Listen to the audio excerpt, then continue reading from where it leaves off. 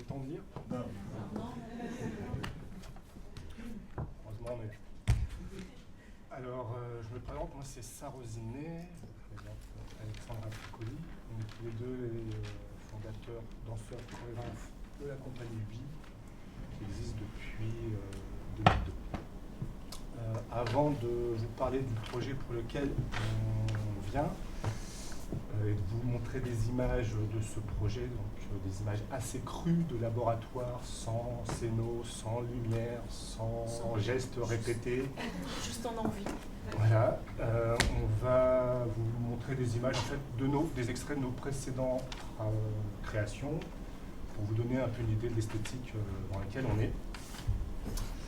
Donc Alexandra et moi, on s'est rencontrés sur des projets en tant qu'interprète, et puis on a eu envie de travailler ensemble. On sentait une sensibilité commune à divers endroits. Alors on aime dire qu'on considère la danse comme un moyen et non comme une fin. Donc on n'interroge pas la question de la danse, mais ce qui nous interroge, c'est plutôt le monde dans lequel on vit. Et on essaie de partager ces préoccupations-là avec le public. Donc dans les spectacles, il y a des thématiques qui nous unissent tous, telles que la peur, le désir, sa place dans le groupe, enfin voilà, des thématiques liées à notre existence ici, en ce bas monde. On dit qu'on a envie de à la fois interroger et émouvoir à travers la danse en partant de ces thématiques qui sont communes à l'humain. Voilà. On essaie d'être dans une poétique du mouvement qui se réinvente à chaque création. Voilà. Parce que on est dans notre création, il y a 3 constantes, on va dire un petit peu.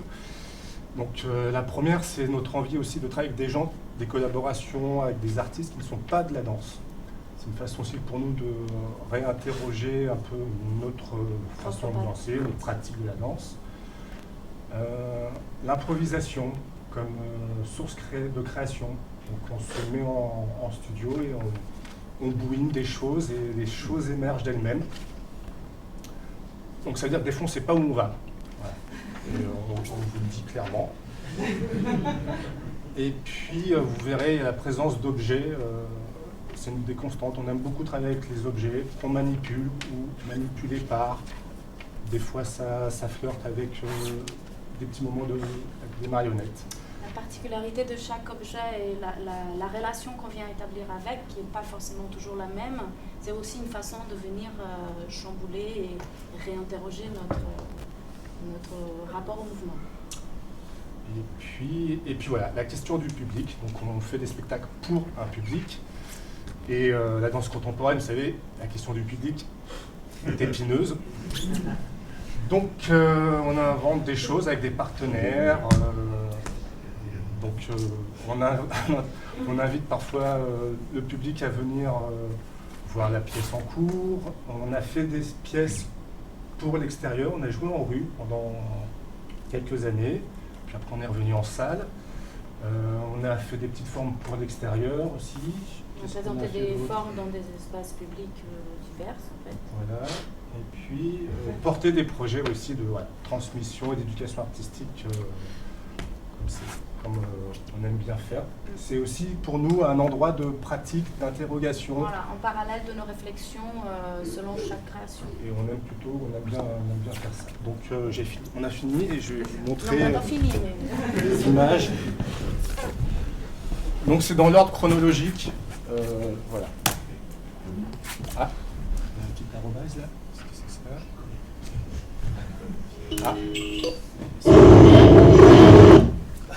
Ah non, on la refait. Hop. Oh, il y a un arrobase là. Qu'est-ce que c'est que ça? Tu le lances, tu le fais? Ah bon. Alors, écoutez... Excusez-moi. Ça devait être au point, ça l'est pas. Allez. Lecture.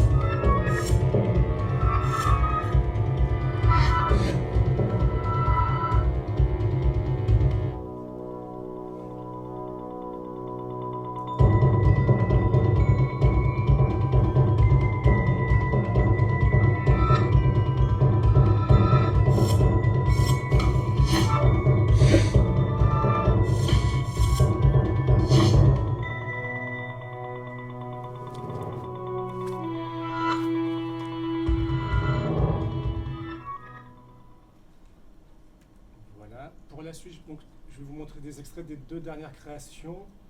Donc, juste un mot sur celle que je vous montre là. Donc, c'est un projet, c'est l'aboutissement de 3 ans avec une école de cirque qui fait partie d'une ONG au Cambodge. Et bon, c'est une création qui s'est faite en 2012 et qui est venue jouer en France avec 8 artistes circassiens, 2 musiciens, avec une tournée en France et en Angleterre en 2012.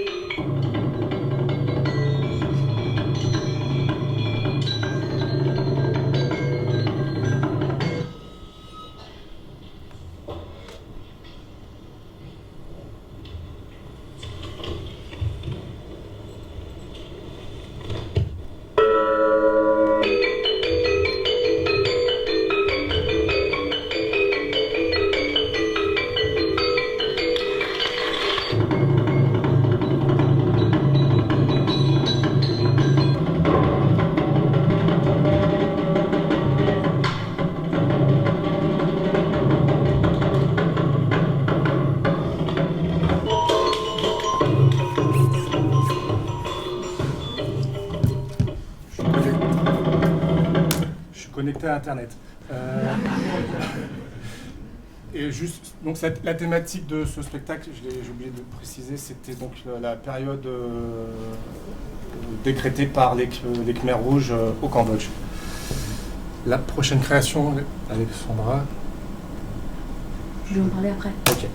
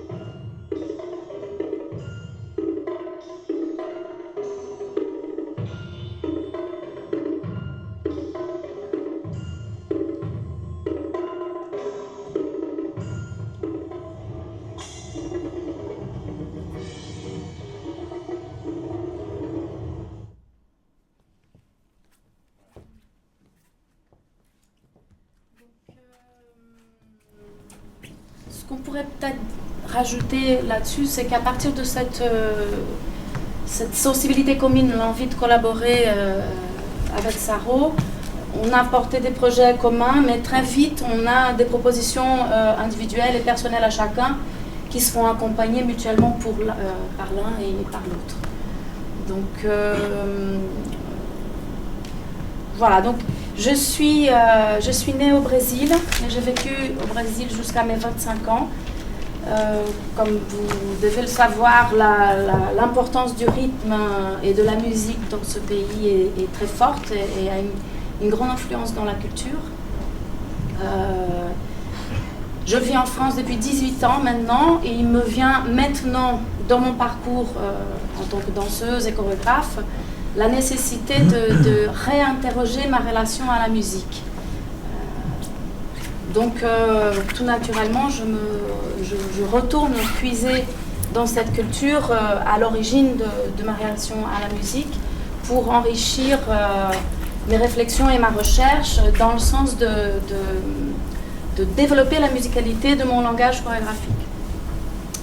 C'est comme ça que j'ai commencé à réfléchir à la création de Chronica, ce dernier extrait que vous venez de voir, en 2012.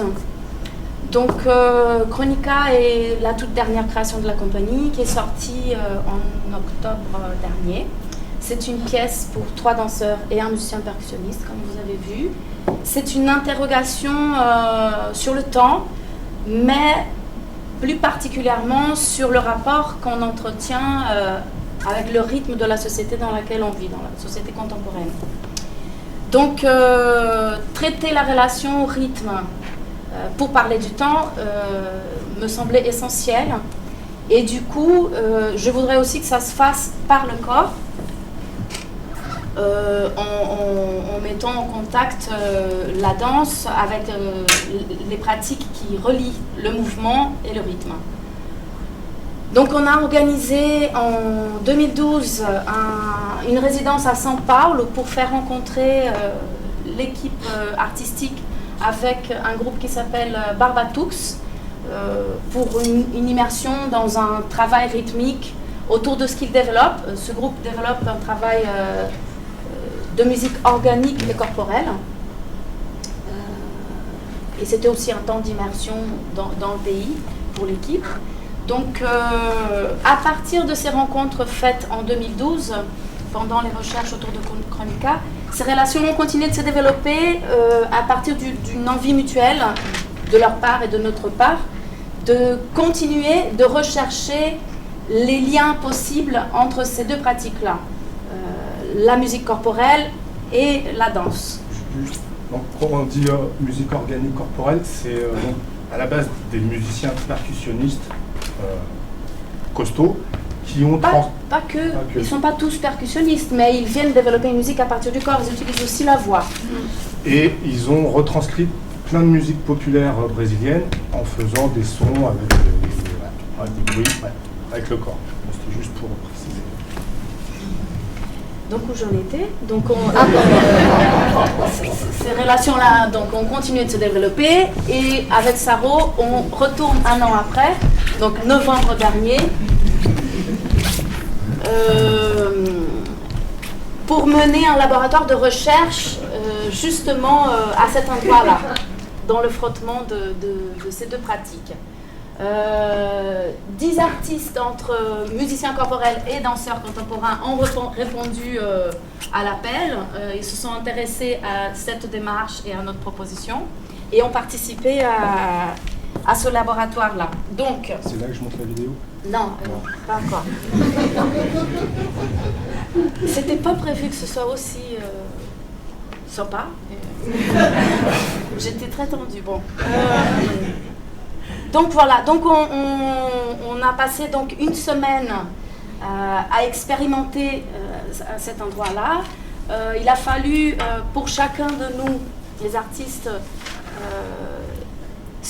accepter de se déplacer de sa pratique habituelle, hein, d'une certaine maîtrise qu'on peut avoir chacun dans son terrain propre. Et même si il fallait aussi accepter qu'on devait perdre un petit peu de niveau de performance dans un premier temps pour trouver ce nouvel endroit-là. Donc pour les musiciens, il s'agissait de déplacer le focus qu'ils mettent sur une exigence purement musicale dans un premier temps. Donc leur gestuelle, elle est dans cette finalité-là, musicale. Et puis pour les danseurs,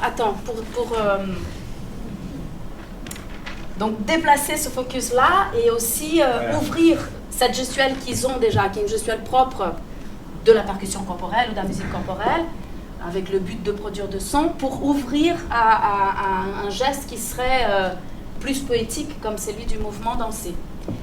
Pour nous, au-delà de cet intérêt qu'on porte aujourd'hui pour amener la rythmique et la musicalité dans notre langage chorégraphique, ce travail-là vient développer une indépendance, une capacité de dissociation de différentes parties du corps, entre le bas, le haut, les pieds, les mains, la voix, pour pouvoir non seulement avoir une exigence de la beauté du geste, mais aussi travailler dans une précision musicale. Peut-être qu'on peut montrer maintenant quelques images de ce laboratoire-là, donc sachant encore une fois que c'est vraiment du terrain brut, de fouilles. Donc vraiment, on est tous, notre virtuosité et aura des pâquerettes. Donc on a l'air un peu gauche comme ça, vous allez voir, on va vous montrer des choses pas très jolies à voir. On vous prévient. Ah, papa, on avait oublié ça. Ah, on avait oublié ça, mais tant pis. Ça, c'est la création en cours, 2014. On la montre, ça dure pas longtemps. Non, on parlait voilà, d'un truc. on reste sur le sujet. Restons sur le sujet.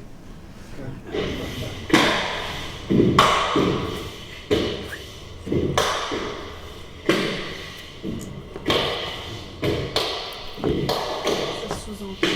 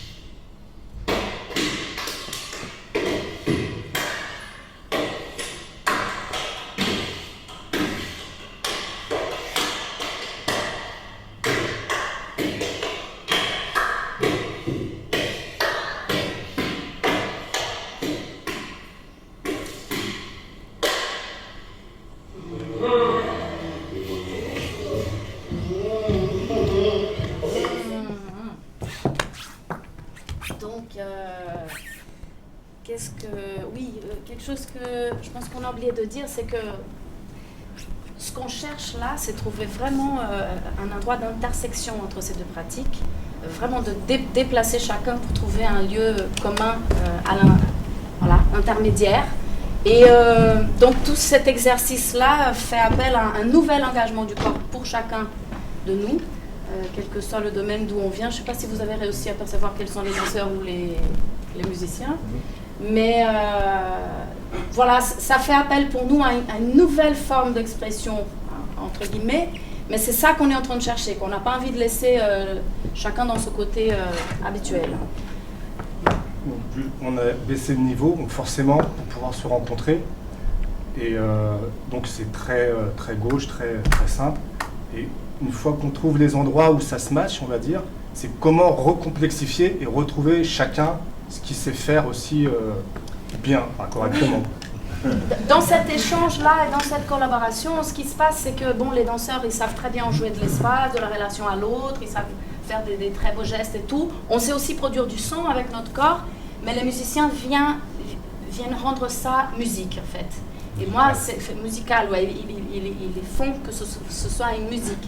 Pour moi, c'est très important que tout ce qu'on va entendre dans ces sonorités-là ne soit pas des choses seulement chaotiques, mais qu'elles s'organisent d'une façon musicale. Par rapport à la thématique, et le propos, il faut quand même dire que c'était très joyeux ce temps et ces rencontres qu'on a fait au Brésil. Donc on était tous très heureux d'être là. C'est devenu très vite une bande, une belle famille. Et pour dire quand même qu'à l'issue de ces laboratoires-là, moi j'ai défini l'équipe d'interprètes, donc qui est du coup finalement essentiellement avec des artistes brésiliens, que ce soit les danseurs ou les musiciens. Donc ça nous a paru aussi évident que le sujet qu'il en sortait, c'était vraiment, je voudrais évoquer une entité, une organisation composée d'individus qui œuvrent dans un but collectif et commun. Donc, on avait un peu déjà cette idée de travailler sur l'idée du cœur, donc c'est pour ça qu'on a fait aussi des impros, on est tous comme ça en masse, et donc il y avait déjà un peu cette idée en arrière-plan.